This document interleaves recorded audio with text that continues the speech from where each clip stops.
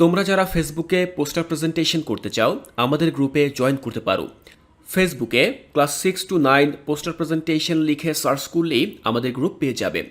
আমাদের এই গ্রুপে জয়েন হয়ে তোমার ক্লাসের সকল বিষয়ের পোস্টার অন্য সবার সাথে শেয়ার করতে পারবে। ছড়া বুঝি। শিক্ষকের নির্দেশ অনুযায়ী তোমরা দলে ভাগ হও। ঢাকাই ছড়া নামের ছড়ায় কি বলা হয়েছে তা দলে আলোচনা করে বোঝার চেষ্টা করো। কোন দল কেমন বুঝতে পেরেছে তা যাচাই করার জন্য এক দল অপর দলকে প্রশ্ন করবে। এর জন্য আগেই দলে আলোচনা করে কাগজে প্রশ্নগুলো লিখে রাখো। শিক্ষার্থীরা দেখো, এখানে আমাদেরকে ঢাকাই ছড়া এই ছড়াটি থেকে বেশ কিছু প্রশ্ন তৈরি করতে বলা হয়েছে। আমরা কিন্তু এর আগের পরিচ্ছেদে যেই কবিতাগুলো পড়েছিলাম, যেমন মাঝি কবিতা পড়েছিলাম, ময়নামতির চর কবিতা পড়েছিলাম, নোলক কবিতা পড়েছিলাম, প্রত্যেকটি কবিতায় কিন্তু এরকম একটি অনুশীলনী দেওয়া ছিল, অর্থাৎ আমাদেরকে আমাদের সেই পাঠ্য কবিতা থেকে প্রশ্ন তৈরি করতে বলা হয়েছিল। এখানেও আমাদেরকে ঠিক সেটাই করতে বলা হয়েছে। ছড়াটি পড়ার পরে আমরা কি বুঝতে পারলাম সেই সম্পর্কে বেশ কিছু প্রশ্ন আমরা তৈরি করব। শিক্ষার্থীরা, এই হচ্ছে আমাদের সেই প্রশ্ন উত্তরগুলো। আমি তোমাদেরকে প্রশ্ন উত্তরগুলো পড়ে বুঝিয়ে দেওয়ার চেষ্টা করছি। আমি প্রথম প্রশ্নটি লিখেছি 1 নম্বরে, ঢাকাই ছড়া ছড়াটির লেখক কে? উত্তর, ঢাকাই ছড়া ছড়াটির লেখক অন্নদাশঙ্কর রায়। এরপরে আমি 2 নম্বর লিখেছি, লেখক পদ্মাপাড়ে কিভাবে আসছেন? উত্তর, লেখক বিমানে চড়ে পদ্মাপাড়ে আসছেন। 3, লেখকের পদ্মাপাড়ে আসতে কত সময় লেগেছিল? উত্তর, আধা ঘন্টা সময় লেগেছিল। শিক্ষার্থীরা দেখো, এই যে প্রশ্নের উত্তরগুলো আমি লিখেছি প্রত্যেকটি বিষয়ে কিন্তু আমি আমাদের মূল যে ছড়া সেই ছড়া ঠিকই লিখেছি। অর্থাৎ তোমরা যখন এই ছড়াটি পড়বে, লাইন বাই লাইন পড়বে, তখন কিন্তু তোমরা যদি বুঝতে পারো পুরো ছড়াটি, তাহলে এমন প্রশ্ন কিন্তু তোমরা নিজেরাও বাসায় বসে তৈরি করতে পারবে। পরবর্তী প্রশ্নটি দেখে নিচ্ছি। পরবর্তী প্রশ্ন 4-এ বলা হয়েছে, লেখক বিমানের কোন জায়গায় আসন পেয়েছিলেন? উত্তর, লেখক জানালার পাশে আসন পেয়েছিলেন। 5, পদ্মা নদী কোন নদী অবধি বিস্তৃত? উত্তর, সিন্ধু নদী অবধি বিস্তৃত। শিক্ষার্থীরা, এই সিন্ধু নদীর কথা কিন্তু আমাদের মূল বইতে লেখা ছিল, তো আমরা কিন্তু সেখান থেকে উত্তরটি সংগ্রহ করলাম। 6, পদ্মা নদীতে কি দেখা যায়? উত্তর, আঁকাবাঁকা জলের রেখা এবং পাল তোলা নৌকা দেখা যায়।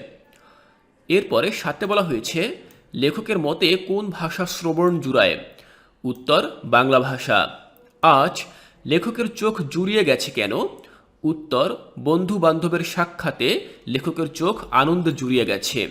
9, লেখক বিমান থেকে নেমে চারিদিকে কি দেখেন? উত্তর, বাংলা লিপি বা লেখা দেখেন। এরপরে 10-এ বলা হয়েছে, কি ঘিরে নতুন গল্প কবিতা লেখা হবে? উত্তর, যুদ্ধ বিধ্বস্ত ঢাকা শহরকে ঘিরে নতুন গল্প কবিতা লেখা হবে। 11, কারা লেখার দায়িত্ব গ্রহণ করবেন?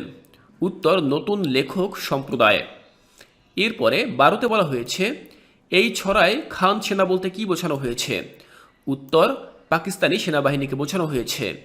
13, টিক্কা খান কে? উত্তর, টিক্কা খান ছিলেন 1971 সালের মুক্তিযুদ্ধের সময় পাকিস্তানি সেনাবাহিনীর ইস্টার্ন কমান্ডার অধিনায়ক। শিক্ষার্থীরা, আমাদের এই ছড়ায় টিক্কা খান নামক একজন ব্যক্তির কথা কিন্তু উল্লেখ ছিল। তো এই ব্যক্তিকে, এই ব্যক্তির পরিচয় তোমরা অবশ্যই মনে রাখবে।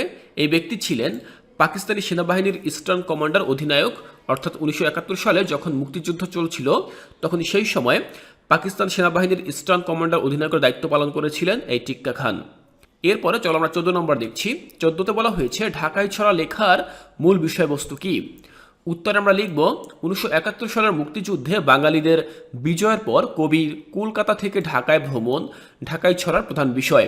বিমানের যাত্রাপথে নদ নদী, প্রাকৃতিক দৃশ্য, নতুন ঢাকার বর্ণিল রূপ, বাংলা ভাষা ও বন্ধুদের প্রতি আবেগ, 71 নারকীয় হত্যাকাণ্ড ও বাঙালির জয় এবং নতুন সাহিত্য রচনার পটভূমি ছড়াটিতে উপজীব্য হয়ে উঠেছে।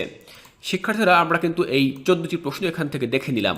অর্থাৎ আমি চেষ্টা করেছি আমাদের ঢাকাই ছড়া এই ছড়াটি রয়েছে, এই ছড়াটি থেকে মোট 14টি প্রশ্ন তোমাদের জন্য তৈরি করেছি।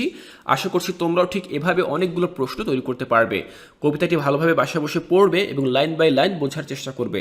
আশা করছি তোমরা আরও বেশি প্রশ্ন তৈরি করতে পারবে। শিক্ষার্থীরা, আমি এক্ষেত্রে তোমাদেরকে একটি হোমওয়ার্ক দিতে চাই। সেই হোমওয়ার্কটি কি বলতো? হোমওয়ার্কটি হচ্ছে, ঢাকাই ছড়া ছড়াটি ভালোভাবে পড়ে ছড়ার লাইনগুলো থেকে নতুন নতুন কিছু প্রশ্ন তৈরি করার চেষ্টা করো। প্রশ্ন লেখা শেষ হলে নিজেই প্রতিটি প্রশ্নের উত্তর তৈরি করো। অর্থাৎ শিক্ষার্থীরা, তোমরা বাসায় বসে অবশ্যই এই ঢাকাই ছড়া ছড়াটি পড়বে। পড়ার পরে তারপরে তুমি সেখান থেকে বেশ কিছু প্রশ্ন এবং উত্তর নিজে তৈরি করার চেষ্টা করবে।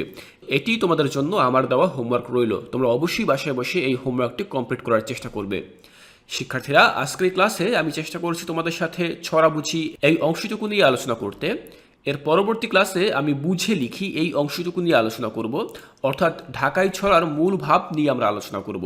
সেই ক্লাসটিও আমি তোমাদেরকে খুব সুন্দরভাবে বুঝিয়ে দেওয়ার চেষ্টা করব। তাই সেই ক্লাসটি দেখার আমন্ত্রণ জানিয়ে আজকের এই ক্লাসটি এখানেই শেষ করছি।